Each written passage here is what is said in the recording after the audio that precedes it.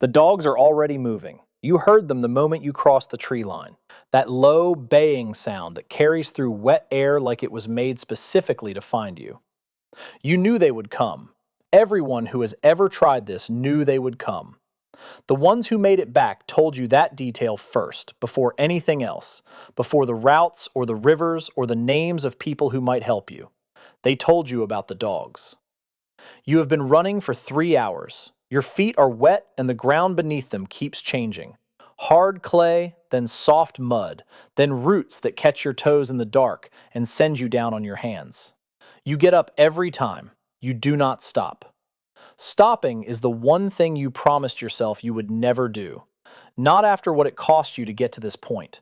Not after the months of watching and waiting and memorizing the pattern of every light in that house, every sound, every shift in routine that told you tonight was the night. You left 2 hours before dawn. You have a direction and a prayer and nothing else. The night you chose was not random. You spent 4 months choosing it. You watched the guards and memorized their rotations, noticed which nights they drank and how that changed the timing of everything, counted the seconds between the last light going out in the main house and the first sound of deep sleep settling over the grounds. 4 months of watching, and the window you found was exactly 70 minutes wide. You took it.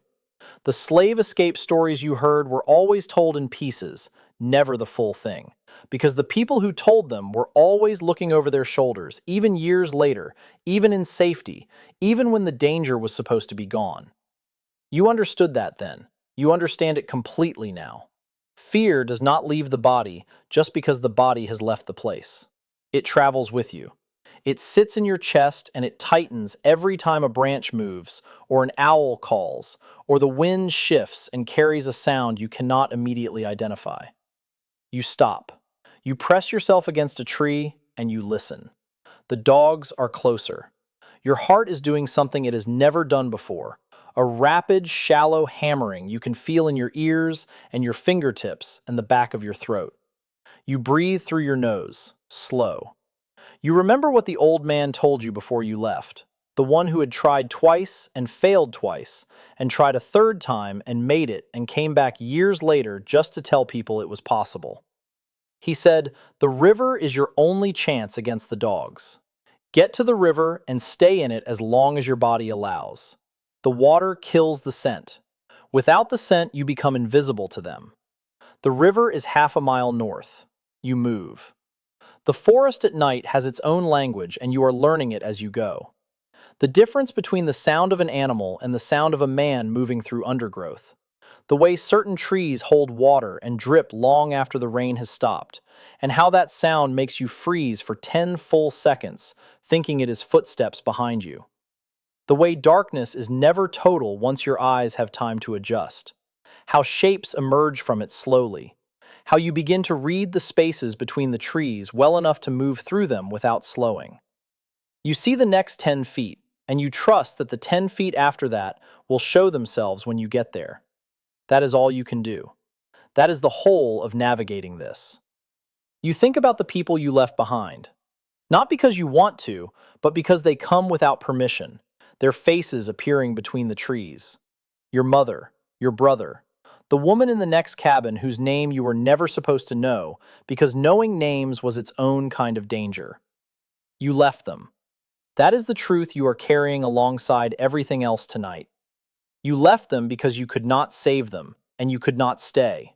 Because staying was a slow death, and leaving was a fast risk, and you chose the risk. You will carry that choice for the rest of your life, and you know it, and you keep moving anyway. The river sounds before you see it. That sound, water moving fast over rock in the dark, is the most powerful thing you have heard in your life. You slide down the bank and the cold hits you immediately, a full-body shock that knocks the air out of you, and you push into it because the cold does not matter. Nothing matters except the current and the direction and the far bank that you can barely see from here but you know exists. You wade in to your waist, your chest. The current pulls hard sideways and you lean against it and move upstream, because upstream was what the old man said. Always upstream. They expect a runaway slave to go with the current, so you go against it, and you buy yourself time. Your legs go numb within minutes. The rocks beneath your feet are slick, and twice you go under, and twice you come back up and find your direction again and keep moving. At one point, the current takes you completely off your feet and carries you sideways in the dark, your hands grabbing at nothing, your body pulled downstream for what feels like a full minute before your feet find rock again and you anchor yourself and stand. The water is at your chin. You wait for your breathing to slow, and then you push upstream again. The cold has moved past pain into something quieter. You stop feeling your legs. You move them anyway. Half a mile upstream, you pull yourself out on the far bank. You lie face down on the ground, and you breathe. The dogs are distant now, or gone entirely, the river doing exactly what the old man said it would do. You can hear your own breathing, and the water behind you, and the wind moving through the trees above, and nothing else. No baying, no footsteps, nothing chasing you through this particular darkness in this particular moment. You do not stay down long. This is not safety. This is a pause. The freedom seekers who made it north left a route behind them, invisible to anyone who did not know how to read it. Safe houses buried inside ordinary buildings, barns and cellars and back rooms in homes that show nothing from the outside. You have one name, pressed into your hand 3 weeks ago in a whisper so low you had to ask the person to repeat it, and they did, and then they walked away without looking back. That name is the next step. The step after that comes from whoever carries it. This is how escaped slaves have always moved through this country, one name at a time, one night at a time, one safe hand passing you to the next safe hand until the distance between you and that plantation becomes something that cannot be crossed. You stand. Your clothes are soaked through and the cold is deep in your bones, and everything ahead of you is unknown. You know the general direction, you know the name. You know that people have done this before you through the same cold and the same dark and the same fear, and that some of them made it, and that the ones who made it did not do anything extraordinary. They just did not stop. The sky at the edges is changing. The black is thinning into something closer to gray, and you need to be hidden before the light comes. You move into the tree line on the far side of the river, and you find a thicket dense enough to disappear into, and you push yourself inside and pull the branches back around you. You wait. Your body shakes from the cold and the effort and the fear, and you let it because there is nothing else to do right now. The shaking is just the body catching up to everything the mind pushed through tonight. The light is strengthening through the branches above you. You can see the shape of your own hands in front of your face. You press yourself lower into the thicket and pull dead leaves over your legs and make yourself as small and still as the ground itself. Anyone passing 10 feet away would see nothing. You are learning how to be invisible.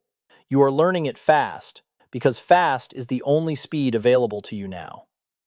Somewhere behind you across that river, the day is beginning for everyone you left. The bells, the fields, the whole machinery of that life starting without you in it. You are not in it. You are in a thicket on the far side of a river with mud on your face and one name in your head and the gray light of early morning coming through the branches above you. Hunted, frozen, alive. You are not in it. That is what tonight was for. Just that. Nothing more and nothing less than this single fact sitting in your chest like the only warm thing left in your body. You wait.